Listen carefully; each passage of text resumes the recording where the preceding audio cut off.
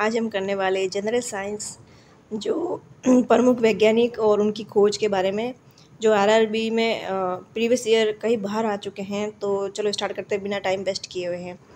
तो फर्स्ट हमारा है हेनरी बेकुरल। हेनरी बेकुरल जिसका 1852 से लेकर 1908 तक जीवन काल रहा। ये फ्रांसीसी वैज्ञानिक थे। इन्होंने रेडियो एक्टिविटी तथा गामा किरणों की खोज की। तो कई बार ये क्वेश्चन रिपीटेड हो चुका है। गामा किरणों की खोज किसने की थी? हेनरी बेकुरल ने। रेडियो एक्टिविटी की खोज हेनरी बेकुरल ने। सेकेंड है नील बोहर, जिसका कार्यकाल जीवन काल 1885 से 1962 के दौरान ये डेनमार्क के वैज्ञानिक थे जिन्होंने परमाणु की संरचना का मॉडल प्रतिपादित किया। उन्हें 1922 में नोबेल पुरस्कार दिया गया। तो परमाणु की संरचना का मॉडल नील बोहर ने प्रस्तुत किया। थर्ड है हेनरी कैवेंडिश, जिनका जीवन का 1731 से 1810 रहा।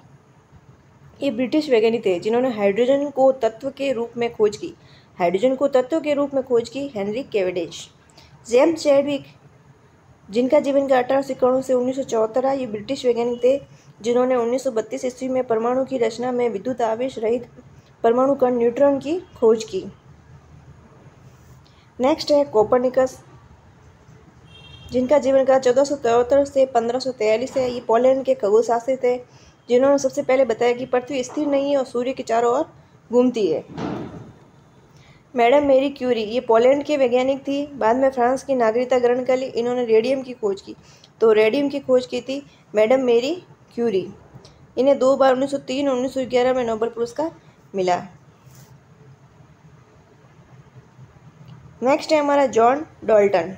ये ब्रिटिश वैज्ञानिक थे। इन्होंने परमाणु के सिद्धांत का प्रतिपादन किया था। गुणित अनुपात का नियम भी इन्होंने ही प्रतिपादित किया था। इससे नेक्स्ट चार्ल्स रॉबर्ट डार्विन, ये ब्रिटिश वैज्ञानिक थे। इनकी पुस्तक द ओरिजिन ऑफ स्पीसीज, तो कई बार आ चुका है। द ओरिजिन ऑफ स्पीसीज किसकी रचना है? ये रॉबर्ट डार्विन की रचना है, चार्ल्स रॉबर्ट डार्विन। और विकास का सिद्धांत प्रतिपादित किया। प्राकृतिक वर्ण का नियम इनके द्वारा ही प्रतिपादित किया गया था। अल्बर्ट आइंस्टीन, ये यहूदी मूल के जर्मन वैज्ञानिक थे जो बाद में अमेरिका में जाकर बस गए। इन्होंने 1933 में सापेक्षता के सिद्धांत E=mc इसका प्रतिपादन किया। इन्हें प्रकाश विद्युत की व्याख्या भी की, जिनके लिए उन्हें नोबेल पुरस्कार मिला। अलेक्जेंडर फ्लेमिंग, ये ब्रिटिश बैक्टीरियोलॉजिस्ट है जिन्हें लाइसोजाइम तथा पेनिसिलिन की खोज की थी। तो अलेक्जेंडर फ्लेमिंग जो थे, इन्होंने लाइसोजाइम और पेनिसिलिन की खोज की। गैलीलियो इटली के वैज्ञानिक थे। इन्होंने टेलीस्कोप का आविष्कार किया। तो टेलीस्कोप का आविष्कार गैलीलियो ने किया था। और कोपरनिकस की थ्योरी का समर्थन और गति के जड़त्व का नियम प्रतिपादन किया था।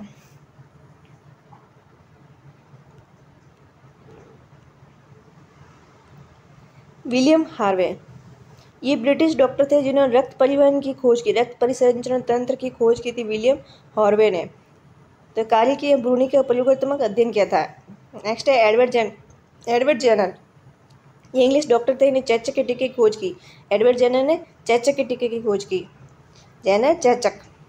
जोसेफ लिस्टर, ये ब्रिटिश सर्जन थे। इन्होंने एंटीसेप्टिक सर्जरी का सूत्रपात किया। जोसेफ प्रिस्टले, ये ब्रिटिश रसायन शास्त्री थे। इन्होंने ऑक्सीजन की खोज की और गैसों को एकत्रित करने की विधि विकास किया। W.C. रोन्टजन, ये जर्मन वैज्ञानिक थे जिन्होंने एक्सरे की खोज की। एक्सरे की खोज रोन्टजन। एक्स किरणों की रोन्टजन रेंज भी कहते हैं। रॉबर्ट हुक, इन्होंने सर्वप्रथम मर्द पादप ऊतक में कोशिकाएं देखी। सन 1665 में इन्हें सेल्स की संज्ञा दी। इन्होंने पदार्थों की प्रत्यवस्था का भी अध्ययन किया। अर्नेस्ट रदरफोर्ड, ये स्कॉटलैंड के वैज्ञानिक थे जिन्होंने 1911 में परमाणु के नाभिक की खोज की। Ernest Rutherford. नेक्स्ट देखते हैं आर्यभट्ट। प्राचीन भारत के सुप्रसिद्ध खगोलज्ञ गणितज्ञ थे जिनकी रचना आर्यभट्ट कहलाती है। इन्होंने गणित है खगोल में कई महत्वपूर्ण कार्य किए। सबसे पहले तो इन्होंने पृथ्वी अपने अक्ष पर घूमती हुई सूर्य की परिक्रमा करती है। नेक्स्ट है जगदीश चंद्र बोस, प्रसिद्ध भौतिक विज्ञानी जिन्होंने मार्कोनी से भी पहले बेतार प्रणाली का प्रदर्शन किया था। उन्होंने वनस्पतियों की संवेदनशीलता पर अनेक आश्चर्यजनक प्रदर्शन किए। इन्होंने बोस इंस्टीट्यूट की स्थापना की थी। इन्होंने कैस्कोग्राफ नामक यंत्र का भी आविष्कार किया था। चंद्रशेखर रमन प्रभाव के लिए 1930 में भौतिकी क्षेत्र में नोबेल पुरस्कार इन्हें प्राप्त हुआ। तो उनके द्वारा रमन प्रभाव 28 फरवरी को आविष्कृत हुआ था, जिनके महत्व को देखते हुए प्रतिवर्ष 28 फरवरी को राष्ट्रीय विज्ञान दिवस मनाया जाता है। 1954 में उन्हें भारत रत्न 1958 में लेनिन शांति पुरस्कार से भी विभूषित किया गया।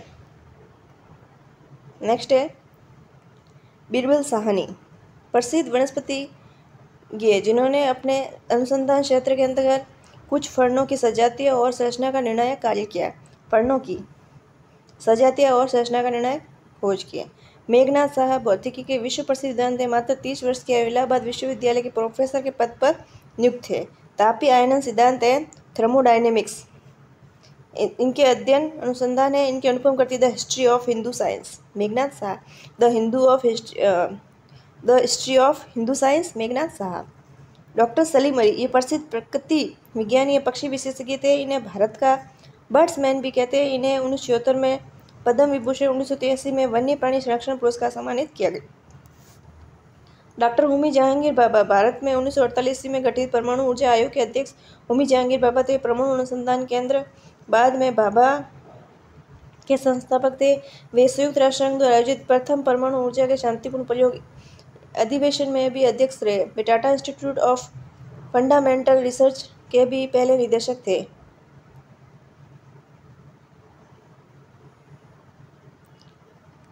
नेक्स्ट है सुब्रणी चंद्रशेखर, भारतीय मूल के अमेरिकी वैज्ञानिक। तारों के संबंध में अनेक उल्लेखनीय अनुसंधान के 1983 में इन्हें विलियम फाउलर के साथ भौतिकी का नोबेल पुरस्कार संयुक्त रूप से प्रदान किया गया। सूर्य के द्रव्यमान के 1.4 गुने द्रव्यमान को चंद्रशेखर सीमा कहते हैं।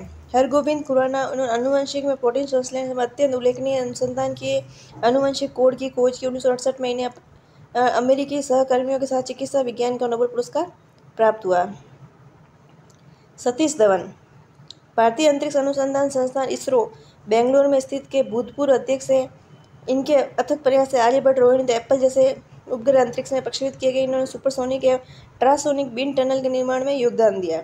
विक्रम साराभाई, सुप्रसिद्ध भारतीय वैज्ञानिक। विक्रम साराभाई परमाणु ऊर्जा आयोग के अंतरिक्ष अनुसंधान संगठन के अध्यक्ष रहे। फिजिकल रिसर्च लैबोरेटरी अहमदाबाद और इंडियन इंस्टीट्यूट ऑफ मैनेजमेंट की स्थापना में इनका योगदान रहा। विक्रम साराभाई। तो आज के लिए इतना ही, मिलते हैं नेक्स्ट वीडियो में।